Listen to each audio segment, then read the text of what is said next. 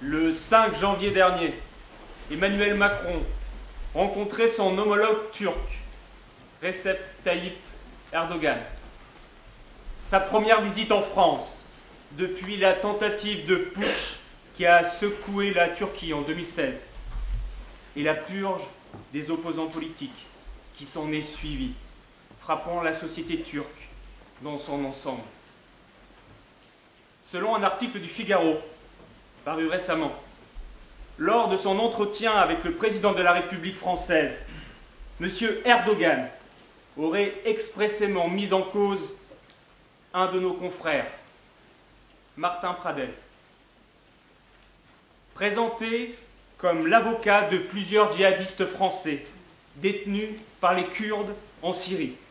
Et M. Erdogan se serait interrogé par l'implication de notre confrère auprès des rebelles kurdes, organisation ennemie de la Turquie. La conférence dénonce ces allégations absurdes et sans fondement à l'encontre de notre confrère. Allégations visant uniquement à jeter le discrédit sur sa personne en raison de son engagement déterminé sur la question des droits de l'homme en Turquie. Régulièrement missionné par la Fédération internationale des Ligues des droits de l'homme et de l'Union internationale des avocats, Martin Pradel assure en Turquie des missions d'observation, de représentation, d'assistance dans des dossiers sensibles où les libertés fondamentales sont en jeu.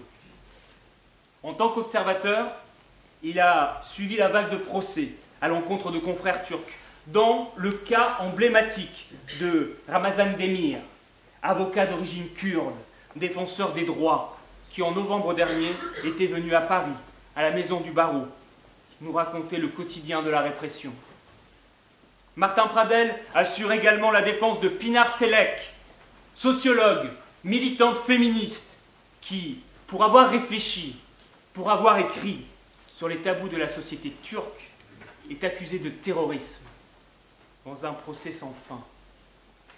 En 2017, plus récemment, Martin Pradel a assuré la défense de Lou Bureau, journaliste emprisonné durant 51 jours en Turquie, accusé lui aussi de terrorisme pour avoir seulement exercé son métier.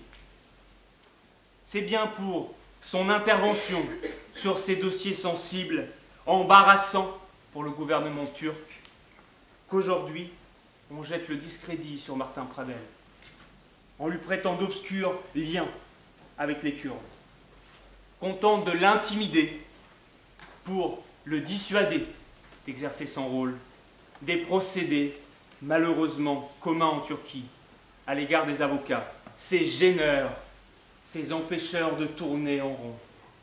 Car en Turquie, lorsque le procès pose problème, qu'il est politique, l'avocat est aussitôt assimilé aux faits reprochés à son client. En un instant, il passe de défenseur à co-auteur d'une infraction, un moyen de le neutraliser, de le rendre inaudible, de le priver de sa parole. Une technique utilisée jusqu'à la lie par le pouvoir en place, qui n'a cessé au fil des années d'intensifier la répression à l'encontre des avocats. Aujourd'hui, en Turquie, plus de 1400 avocats font l'objet de poursuites. Mais aujourd'hui, ces allégations, adressées directement au plus haut sommet de l'État, ne concernent pas un avocat turc, mais bien un avocat français, ancien secrétaire de la conférence, membre du Conseil de l'Ordre. Un avertissement qui laisse présager de possibles mesures de répression à l'encontre des avocats étrangers travaillant sur les droits de l'homme en Turquie. Alors, cher Martin, mon aîné de ma lignée, la conférence ne peut rester silencieuse face à cette tentative d'intimidation. Nous souhaitons t'apporter notre soutien et t'exprimer notre solidarité. La défense de la défense est le cœur de la conférence.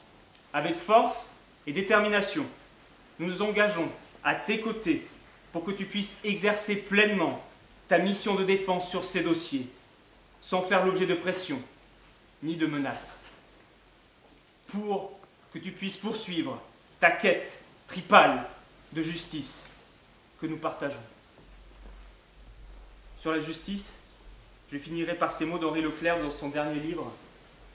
La justice n'est pas qu'un impératif moral et social, mais c'est aussi une institution qui doit rendre juste la force nécessaire de l'État. Et notre métier est de défendre ceux qui la subissent et ceux qui la réclament. Luttons pour les droits de la défense, avec acharnement, pour qu'un jour en Turquie, la force de l'État soit plus juste et qu'elle desserre enfin son étau.